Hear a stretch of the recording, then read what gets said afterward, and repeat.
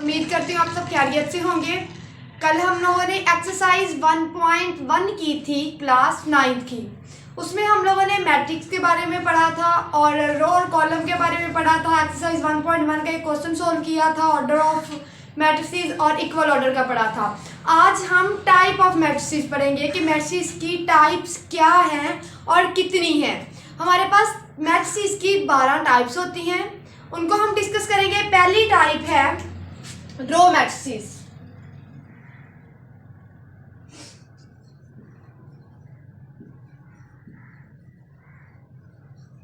रो matrices जो है एक ऐसी टाइप है जिसमें हम वैल्यूज को रो में लिखते हैं।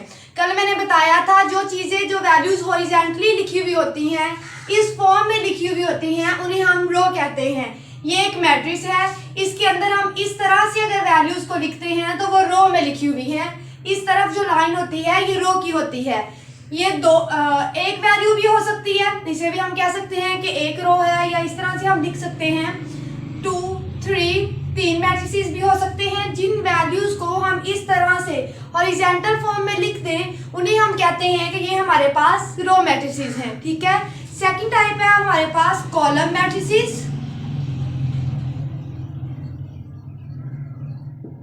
जिन वैल्यूज को हम वर्टिकली लिखते हैं, ऊपर से नीचे देखते हैं, वो हमारी कॉलम मैट्रिसेस होती है। कॉलम मैट्रिसेस में हम इस तरह से कुछ एलिमेंट्स को लिखते हैं। ये कॉलम है और इसमें इस तरह से जो एलिमेंट लिखे जाते हैं उन्हें हम कॉलम मैट्रिसेस कहते हैं। ठीक है। ये 3 मैट्रिसेस फॉर्म में भी हो सकता है, ये एक मैट्रिसेस फॉर्म में भी हो सकता है। ठीक है। ये हमारे पास इस तरह से जो वैल्यूज को लिखने का तरीका है वो कॉलम मैट्रिसेस है। ये वर्टिकली लिखे जाते हैं, और जो इस तरह से हॉरिजॉन्टल फॉर्म में लिखने का जो तरीका है मैट्रिसेस को, उसे हम रो मैट्रिसेस कहते हैं। ठीक है। उसके बाद हमारी थर्ड वाली टाइप है रेक्टेंगल मैट्रिसेस।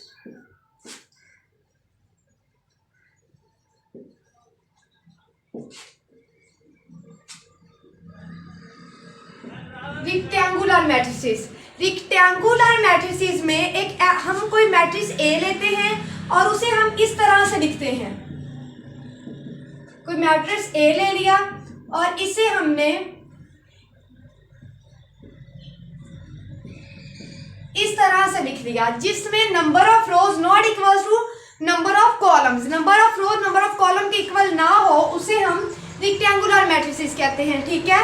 और समटाइम हो भी जाता है कि number of rows equal number of columns हो जाए, लेकिन मोस्टली जिसमें number of rows number of columns के इक्वल ना हो, रोज नॉट इक्वल कॉलम, उसे हम रेक्टेंगुलर मैट्रिसेस कहते हैं। ठीक है। ये इस तरह से भी लिखे जा सकते हैं। ठीक है। जिसमें भी number of rows number of column के इक्वल नहीं होंगे, या तो रोज ज्यादा होंगी या कॉलम ज्यादा होंगे, तो उन्हें हम रेक्टेंगुलर मैट्रिसेस कहेंगे। ठीक है। उसके बाद फोर्थ टाइप है हमारे पास स्केल मैट्रिसेस।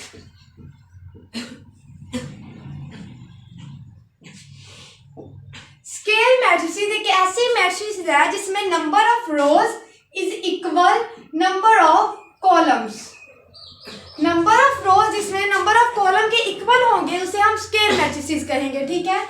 हम कोई मैट्रिक्स ए लेते हैं, इसमें हम 2 ही रोज ले लेते हैं, 2 ही कॉलम ले लेते हैं।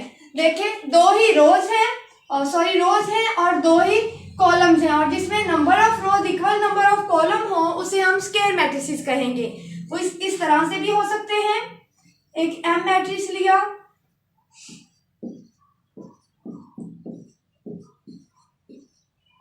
ठीक है, number of rows equal number of column, इसमें 3 रोज हैं और 3 ही कॉलम हैं। और अगर number of rows equal number of column हो जाए तो उसे हम स्क्वायर मैट्रिक्स कहेंगे। अगर number of rows not equal to number of column हो देन हम उसे रेक्टेंगुलर मैट्रिसेस कहेंगे। रेक्टेंगुलर मैट्रिसेस में या 2 रोज हो जाती हैं, 3 कॉलम हो जाते हैं, या फिर 3 कॉलम हो जाते हैं, 2 रोज हो जाती हैं। इस तरह से जो लिखे जाते हैं मैट्रिसेस उन्हें हम रेक्टेंगुलर मैट्रिसेस कहते हैं। ओके। फिफ्थ टाइप है हमारे पास नल और जीरो मैट्रिसेस। नल और जीरो मैट्रिसेस एक ऐसी मैट्रिक्स है जिसमें एक हमने मैट्रिक्स ए लिया और उसमें तमाम एलिमेंट जो है वो जीरो हो जाए, उनमें कोई भी और जीरो के अलावा डिजिट ना हो, तो उसे हम नल या जीरो मैट्रिसेस कहेंगे। एग्जांपल देखते हैं। हमने मैट्रिक्स ए लिया, उसके जितने भी एलिमेंट थे वो तमाम के तमाम एलिमेंट जीरो थे, कोई भी एलिमेंट इसमें जीरो के अलावा ना था, तो हम इसे कहेंगे कि ये हमारे पास एक नल और जीरो मैट्रिसेस है। ओके, उसके बाद है हमारी ट्रांसपोज मैट्रिसेस।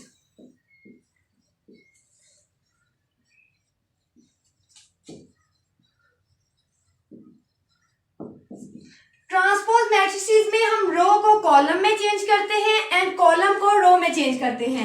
लेट्स सपोज हम देखते हैं, हमने कोई मैट्रिक्स ए लिया और अब इस मैट्रिक्स ए का हम ट्रांसपोज लेंगे, तो हमने यहाँ पर लिखा ए ट्रांसपोज, इस वैल्यू का ऊपर भी हमने ट्रांसपोज लिख दिया। अब हम इसे नेक्स्ट सोल्व करेंगे तो कुछ इस तरह से लिखेंगे, ए ट्रांसपोज इज इक्वल, मैंने बोला कि रोज को कॉलम में चेंज कर देते हैं और कॉलम को रोज में चेंज कर देते हैं। तो अब ये जो लिखा हुआ है ये कॉलम फॉर्म में लिखा हुआ है, तो इस कॉलम फॉर्म को हम रो फॉर्म में लिख देंगे, तो ये हमारा ट्रांसपोज मैट्रिसेस हो जाएगा। ठीक है, ऐसे ही हम कुछ और भी देख लेते हैं एग्जांपल इसकी। ये एग्जांपल नंबर 1 थी। हम यहाँ पर बोल देते हैं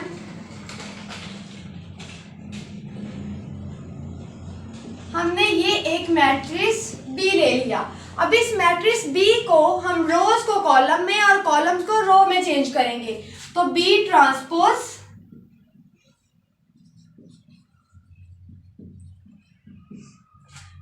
2 3 4 5 6 7 इसका भी ट्रांसपोज ले लेंगे। सोल्व करेंगे जब, तो जो हमारे ये 2 और 5 है और 3 6 5 है, तो हम इसे इस तरह से लिख देंगे 2 3 4 5 6 7। हमने देखें ये रोज थी, इन्हें कॉलम में चेंज कर दिया, ये वाली भी रो थी, इसे भी हमने कॉलम में चेंज कर दिया, और ये वाले जो कॉलम थे इसे हमने रो फॉर्म में लिख दिया। ठीक है, सिंपल जो ऊपर वाली वैल्यू है रो है, उसे उठा के इस तरह से हमने कॉलम में लिख देना, जो नीचे वाला हमारे पास रो है उसे भी हमने इस तरह से कॉलम में लिख देना है, तो ये जो कॉलम है हमारे वो ऑटोमेटिकली रो में चेंज हो जाएंगे और हम कहेंगे कि ये हमारे पास ट्रांसपोज है। ठीक है, अब हम देखते हैं हमारी 7th वाली टाइप है नेगेटिव मैट्रिसेस।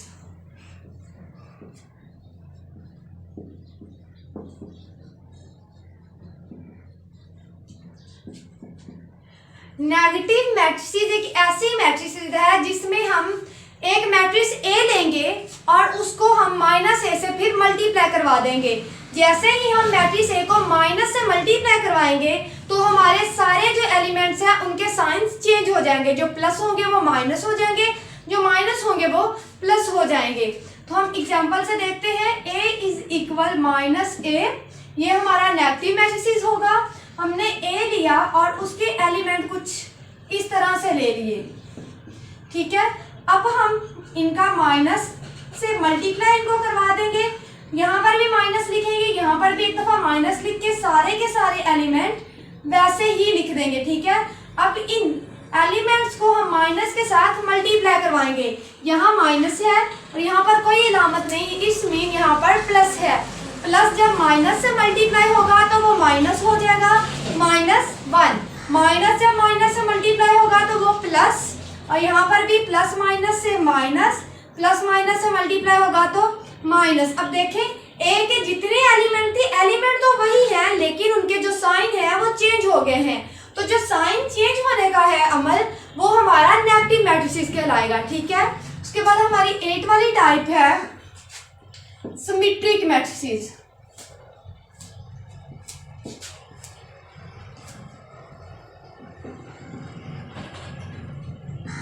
सिमेट्रिक मैट्रिसेस में हम लोग जब ए ट्रांसपोज को ए के इक्वल प्रूव कर लेंगे तब हम कहेंगे कि ये हमारा सिमेट्रिक मैट्रिसेस है। अब ए ट्रांसपोज को ए के इक्वल प्रूव करने का क्या मतलब है, हम कोई मैट्रिक्स ए लेंगे फिर उसका ट्रांसपोज लेंगे और उसका आंसर अगर वही ए के इक्वल आ जाता है then that is called symmetric matrices. Okay, example से प्रूव करते हैं इसे भी। हमने कोई मैट्रिक्स ए लिया,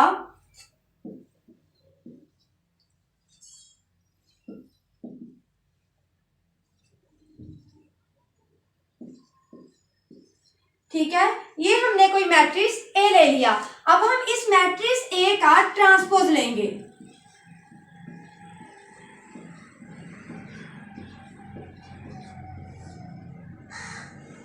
वैल्यूज वैसे लिख के इसके ऊपर ट्रांसपोज लिख दिया।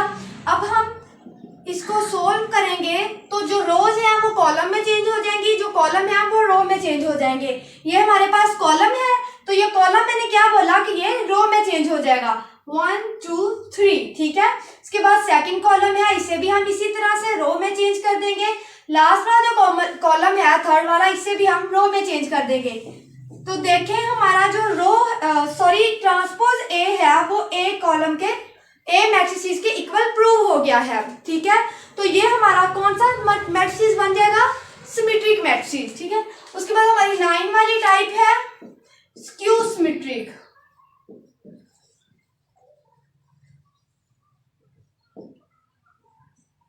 स्क्यू सिमेट्रिक में हमारा जो ए ट्रांसपोज है ये इक्वल होना चाहिए माइनस ए के।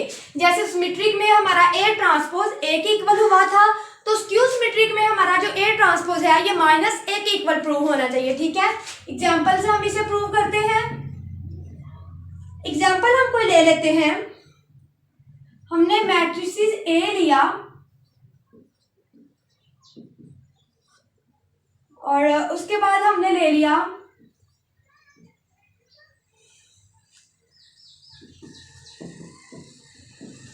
और अब हम इसका ट्रांसपोज लेंगे, ठीक है।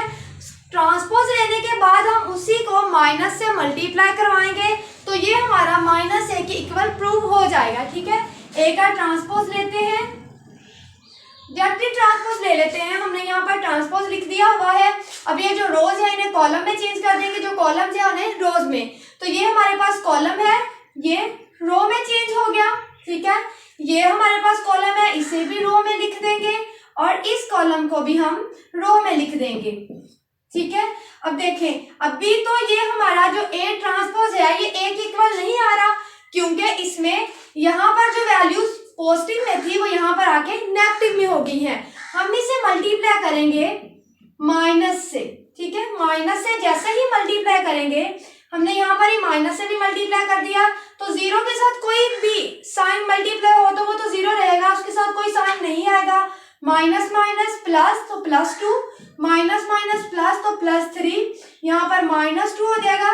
0 वैसे ही, +1, -3, -1 और 0 वैसे ही। देखिए हमारा ए ट्रांसपोज ए के इक्वल आ गया हुआ है, यानी कि माइनस ए के इक्वल आ गया है। तो अगर हमारा ए ट्रांसपोज माइनस ए के इक्वल आ गया है then that is called skew symmetric. 10 वाली टाइप है हमारे पास डायगोनल मैट्रिसेस।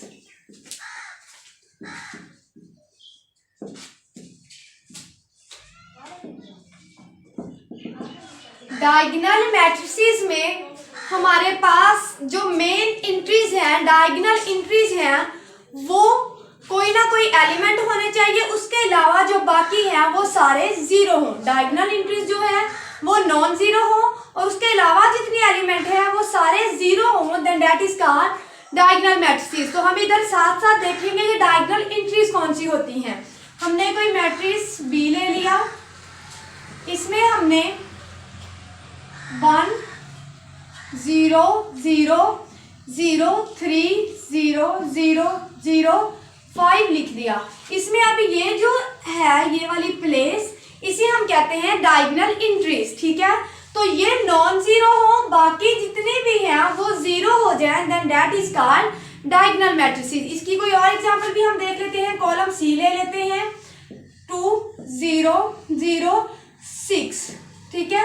और ये जितने भी डायगोनल इंट्रीज हैं ये सेम भी नहीं हो। अगर डायगोनल इंट्रीज सेम नहीं होंगे then that is called diagonal matrices, ठीक है। इसी तरह हमारी है scalar matrices. Scalar matrices, diagonal matrices और आइडेंटिटी मैट्रिसेस, ये तीनों मैट्रिसेस जो है ये एक दूसरे से मैच करती है। तो स्केलर मैट्रिसेस देखते हैं।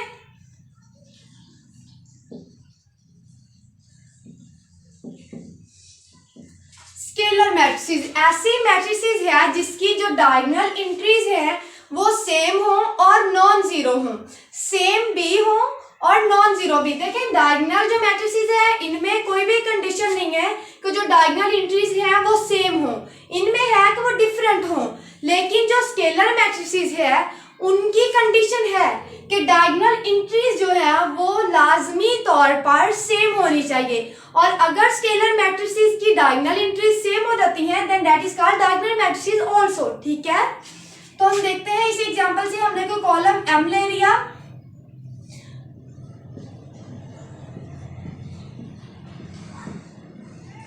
अब देखें ये हमारी डायगोनल एंट्रीज हैं, ये तीनों सेम हैं। अगर ये तीनों सेम हैं then that is called scalar matrices and then that is called also diagonal matrices. ठीक है, कोई और एग्जांपल इनकी देख लेते हैं। हम कोई P मैट्रिसेस ले लेते हैं, इसमें भी देखें ये हमारी डायगोनल एंट्रीज हैं, ये दोनों सेम हैं। उसके अलावा हमारी है आइडेंटिटी मैट्रिसेस, ये हमारी 11 वाली टाइप थी, ये 12 वाली टाइप है, और लास्ट है ये आइडेंटिटी मैट्रिसेस।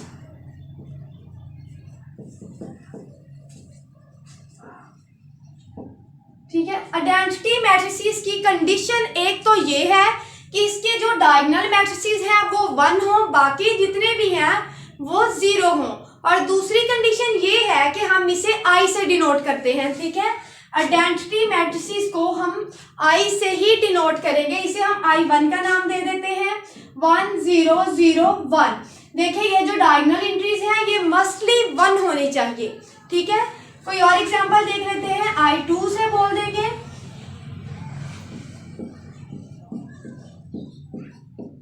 इसमें भी देखें डायगोनल एंट्रीज जो है वो हमारी 1 है, बाकी जितनी भी एंट्रीज हैं वो 0 है। अब देखें ये तीनों एक दूसरे से रिलेट कर रही है ना।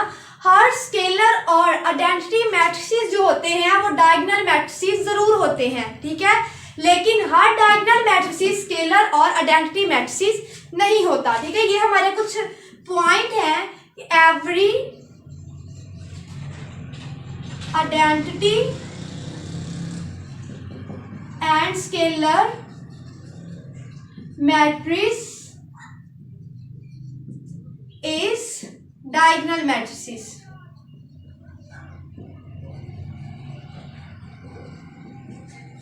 सेकेंड पॉइंट है but every diagonal matrices is not scalar or identity.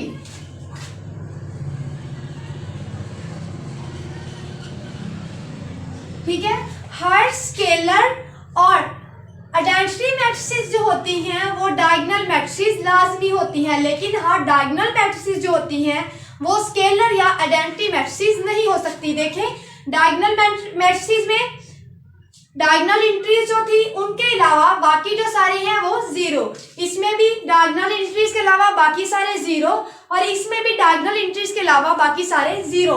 इसकी कंडीशन है कि डायगोनल एंट्रीज 1 होनी चाहिए, इसकी कंडीशन है कि वो कोई भी एलिमेंट हो लेकिन वो सेम हो, लेकिन इसकी कोई कंडीशन नहीं है।